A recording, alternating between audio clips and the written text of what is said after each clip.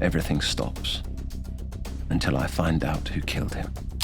Whoever stood to profit from Finn's death, the numbers will lead us to you. They never lie.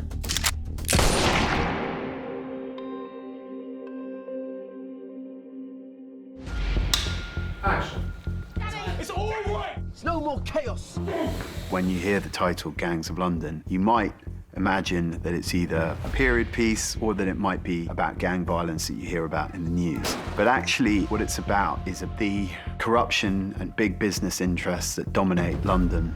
We knew that in order to sustain a 10-hour run of a show, that it couldn't just purely be about gangsters doing gangster things. There had to be more than that. As much as I love action and horror and genre and crime, this also had an elegance to it. It was very emotional, because a lot of the story and drama comes from these families struggling. I can't shake the hand of the person that killed him. There's two family groups that have kind of come together as a whole. And so we did that through the eyes of the Wallaces and the Dumanis. There was a time when nobody would have dared touch Finn Wallace. They say you have two families, the family that you're born into and the family that you choose. And they have chosen each other, and they've built an empire together. I want us to be strong again. They're like one family, really.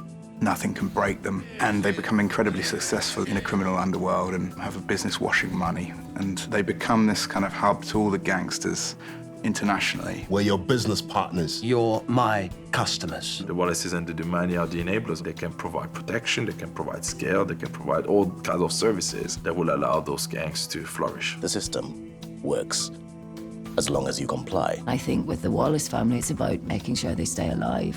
And not only stay alive, but they retain the power. Everything I do is to protect this family. Everything. When he's killed, Sean Wallace inherits his father's position to head the Wallace family, and it sends the organization into a certain sense of chaos. Tomorrow it will be business as usual. No. The tap stays off. There's a sort of microscope on Sean. He has to put on a show, and he has to put on a front for a lot of different gangsters. Anyone not helping find Dad's killer looks suspect to me. He is very, very angry and very, very upset. And all he wants to do is find out who's killed his father. The only business that's going to get done will be finding out who pulled the trigger.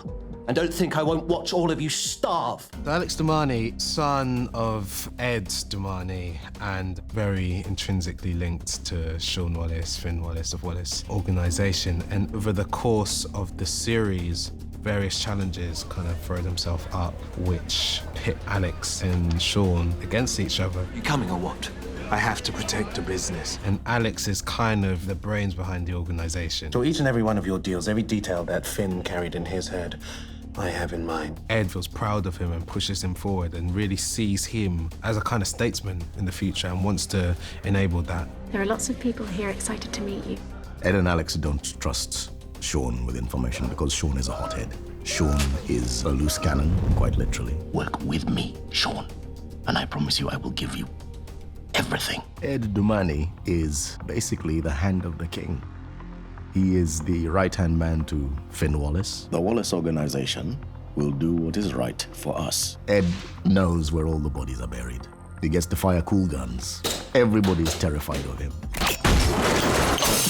He has basically built the Wallace Empire alongside Finn Wallace over the course of 30 years. We made an agreement. There would not be one single door in this city that we could not get behind. Marion is married to Finn Wallace, and she was there from the conception of the business, which was with Ed. Ed knows what Marion is capable of. He's left in absolutely no doubt. And on the one hand, he's trying to protect the legacy of his friend. On the other hand, he's trying to keep the family together. Sean, you know how much she means to Dad and Alex. Shut up, Shannon! Shannon is Ed's daughter. She's very much her own person, and so she's kept away from the world of her father and the world that has given her the privilege that she has. This is your driver. She is his little princess, and she has to do what he says. And even though she's very independent and does her own thing, she sort of knows when she has to toe the line. I mean, he's a gangster, and she knows that better than anybody. Billy is the brother of Sean and Finn and Marion's son. He isn't involved in the actual business side of things. He is a bit of a black sheep, a bit of an outsider, but still very much involved in the sort of criminal underworld. Nick, Where did you get this? Although it's a horrible situation that the family find themselves in, he tries to use it as an opportunity to prove his worth by helping them in the ways that he knows how. Come with me. There's a lot of times where Sean becomes compromised because of his love and his care for his brother. Billy finds himself in a lot of situations that are life-threatening because of that relationship. We needed to find out who was there. No, not you. Billy's relationship with Sean is probably his strongest tie throughout the series. There's a few flashback scenes of them when they were younger, and once you see that, it makes a lot of things clear for how they behave in the present day. I don't want you to die. I don't want you to die. There's no one who's ever just out and out evil. They've all got their opportunity to show that they can love and care for people as much as they can show that they can hate and be driven by anger. As much as about 21st century London, it was so steeped in something ancient. It is bloody clan violence, where you're as likely to be betrayed by someone in your family as you are by a criminal rival. We've got to find a peaceful solution to this. I'm not interested in peace.